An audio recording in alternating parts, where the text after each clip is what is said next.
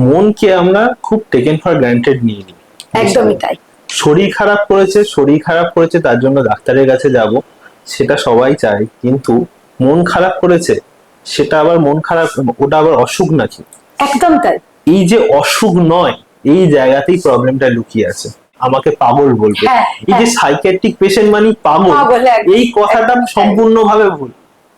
Psychiatric patient মানেই পাগল নয়। সাইকিয়াট্রিক পেশেন্টের বিভিন্ন ধরনের ডাইমেনশন আছে, অনেক ধরনের রোগ হয়, সিজোফ্রেনিয়া, বাইপোলার ডিসঅর্ডার, এই ধরনের রোগ যেগুলোতে মোস্টলি মানুষ পাগলের মতো আচরণ করেন, সেগুলোরও ট্রিটমেন্ট সম্ভব। খুব আর্লি ডায়াগনোসিস হলে পেশেন্ট প্রায় নর্মাল জীবনযাপন কাটিয়ে যেতে পারে।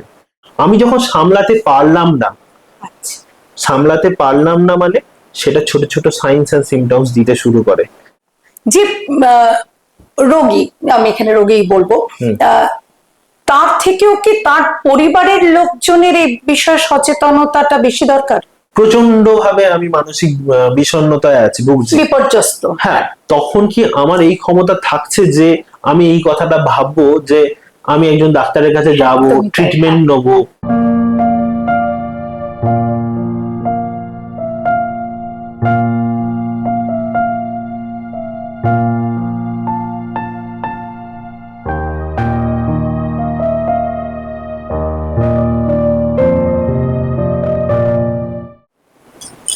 নমস্কার, এসে গেছি নিদানে।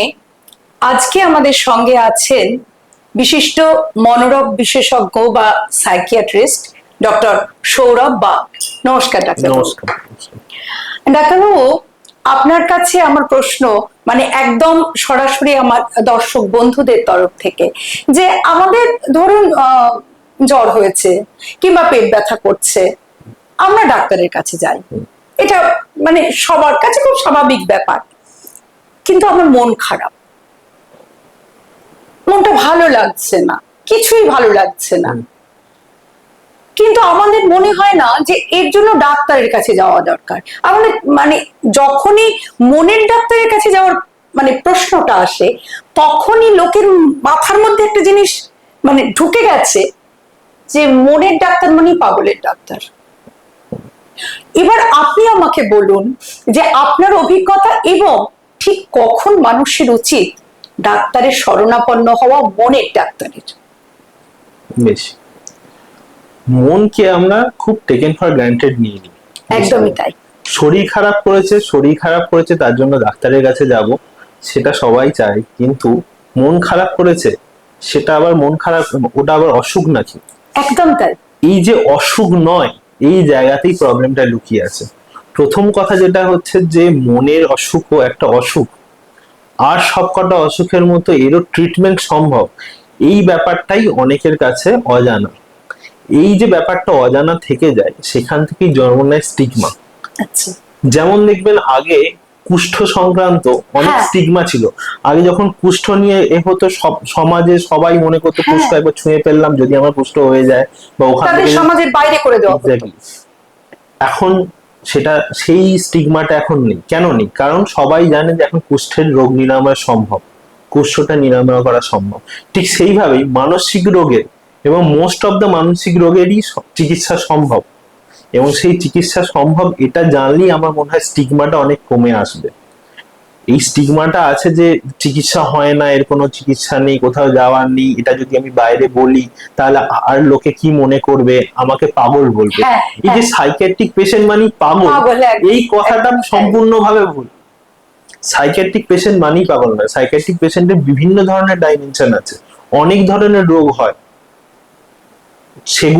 সেগুলোরও মানে তার মধ্যে সিভিয়ার মেন্টাল ইলনেস যেগুলো আমরা বলে থাকি, যেরকম সিজোফ্রেনিয়া, বাইপোলার ডিসঅর্ডার, এই ধরনের রোগ যেগুলোতে মোস্টলি মানুষ পাগলের মতো আচরণ করেন, সেগুলোরও ট্রিটমেন্ট সম্ভব। খুব আর্লি ডায়াগনোসিস হলে পেশেন্ট প্রায় নর্মাল জীবনযাপন কাটিয়ে যেতে পারে। ট্রিটমেন্ট মানে এখানে কিন্তু কিউরের কথা বলছি না, মানে এই ধরনের রোগগুলো যেগুলো মেজর সাইকিয়াট্রিক ডিসঅর্ডার আমরা বলি, সেই রোগগুলোতে ট্রিটমেন্ট চালিয়ে যেতে হয়, কিন্তু চালিয়ে গেলে সেটাতে ভালো থাকে। যেরকম সুগার, প্রেসার, থাইরয়েড, একদম সেরকম। কিন্তু বাকি যে সমস্ত মানসিক রোগগুলো আছে তার ক্ষেত্রে যে মানে ওষুধ চালিয়ে যেতে হয় এরকম মানে নেই। আচ্ছা। বুঝতে পেরেছেন? তো এগুলো সমস্ত ডাইমেনশন আছে। সুতরাং আমার ডিপ্রেশন হয়েছে মানে আমি পাগল হয়ে গেলাম, এই ধরনের ভাবাটাও মানে নিরর্থক আর কি। কিন্তু আমি যেটা মানে আপনি আমাকে এটা বলে দিন যে মন খারাপ লাগছে, ভালো লাগছে না, এইরকম একটা অনুভূতি থেকে মানে কোন সময় আমাদের এটা ভাবা উচিত, আমাদের দর্শক বন্ধুদের, আমাদের প্রত্যেকে, যে না একবার ডাক্তারের কাছে যাই। আমি পড়ে গিয়ে পাটা কেটে গেলেও তো ডাক্তারের কাছে যাই, কিন্তু মনকে ওই যে আপনি বললেন টেকেন ফর গ্রান্টেড, তাহলে কখন আমি ভাববো যে না এবার সত্যি যাওয়া দরকার? আমি খুব ছোট একটা এক্সাম্পল দিই আপনাকে। আপনার হাতে একটা পিন ফুটে গেছে, সেখান থেকে রক্ত বেরিয়েছে, ঠিক আছে? পিনটা মানে সেটার জন্য কি আপনি সঙ্গে সঙ্গে দৌড়ে ডাক্তারখানায় যাবেন? যাবেন না। কিন্তু আপনার হাতে অনেকখানি কেটে গেছে, সেখান দিয়ে গল গল করে রক্ত বেরোচ্ছে, আপনি তখন যাবেন, নিশ্চয়ই যাবেন। তো সেরকমই মন খারাপ, যদি আমি ডিপ্রেশন নিয়ে কথাটা বলি, তাহলে মন খারাপ যখন হচ্ছে, অল্প মন খারাপ যেটাকে আমি সামলে নিতে পারছি, আমরা এটাকে রেজিলিয়েন্স বলি। আচ্ছা, আমি রেজিলিয়েন্ট হয়ে যাই, আমি সামলে নিতে পারছি জিনিসটাকে, তাহলে আমার সেক্ষেত্রে যে সবসময় যে ডাক্তারের কাছে ছুটতে হবে এরকম ব্যাপার নয়। আমি যখন সামলাতে পারলাম না, সামলাতে পারলাম না মানে সেটা ছোট ছোট সাইন্স এন্ড সিমটমস দিতে শুরু করে।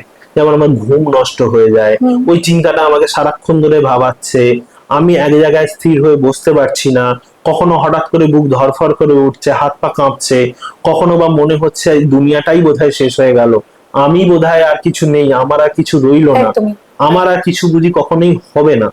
এইটা সময় হচ্ছে আপনি ডাক্তারের কাছে যান, তখন আপনি আর সামলাতে পারছেন না, তখন আপনার day to day life, day to day activity এগুলোতে সমস্ত হ্যাম্পার করছে। এইটাই হচ্ছে আপনার মানে মেন ইন্ডিকেশন যে আপনার ডাক্তারের কাছে যাওয়া উচিত, যে ওটা আপনার day to day functioning K hamper করছে। যদি না করে, ছোট ছোট অনেকেরই ব্রেকআপ হচ্ছে, সামলে নিচ্ছে, তার জন্য ডাক্তারের কাছে যেতে হচ্ছে না।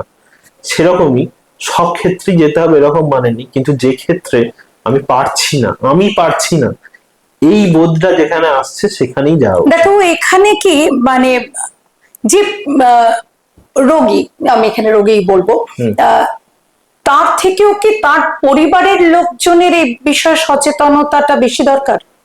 অবশ্যই অবশ্যই বেশি দরকার।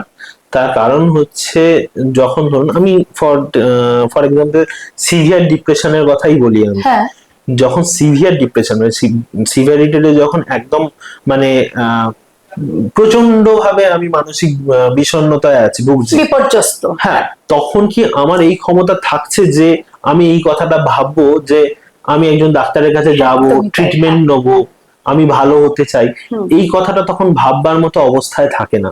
তখন সে সেই তার সমস্ত দুনিয়াটাই হয়তো কোনো কারণে ভেঙে পড়ছে।